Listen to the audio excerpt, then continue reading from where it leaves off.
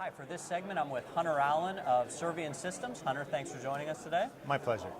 So Hunter, one of the things that we always hear from resellers who are making the transition from break-fix to as-a-service is how do you compensate salespeople?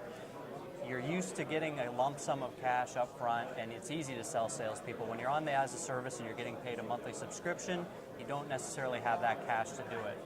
So you guys have a lot of experience in this, and I know you've got a little bit of a story to share, so I was hoping you could do that today. Sure, be happy to, Mike. I think we've gone through a couple of transitional points as we've approached salesperson compensation. In the beginning, moving to this model, we were challenged with cash flow. We don't have the big cash flows coming in from the customer, so we're looking at how to compensate salespeople, and we're typically looking at a model about how to make them part of that residual stream. The very first challenge that we faced was that when we were trying to balance selling as a service along with selling traditional purchase options as we eased into the model, the sales staff was very incentivized to go sell purchases because they had a big win and a big cash all of a sudden. And when we're trying to convince them, hey, this other alternative is pretty good, you're going to get paid, a lot of money over a longer period of time, while they may sit and talk to us and shake their head, they understand it. The reality was it wasn't driving our business the way we wanted it to go. Interesting. So okay.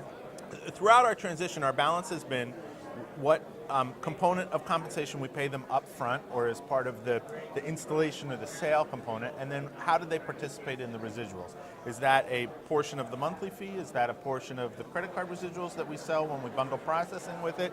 And so through our evolution, in the beginning, we were actually a little bit heavier on the front and able to entice them away from selling an outright purchase. And then over time, we began to transition to more of a residual as we were ramping up volume and we were trying to push our own internal cash flows out over time. But then we learned a lesson that when a salesperson reaches a point where they have a whole bunch of money coming in without having to sell anything this month, their motivation to get out and sell becomes a little bit of a challenge. Yeah. So now we're actually what I sort of consider on the back edge of that swing, where we're starting to move more of the compensation up front. And so that there's really the motivation to go out and hit numbers and achieve quotas on a month-to-month basis. Gotcha. So those are some tough decisions that you had to make. How did your salespeople handle this kind of roller coaster? Because you don't want to mess with salesperson's compensation, right? So how did you deal with that, and how did they handle it? A great point. We are very careful not to change an existing salesperson's compensation unless we're all on the same page with it.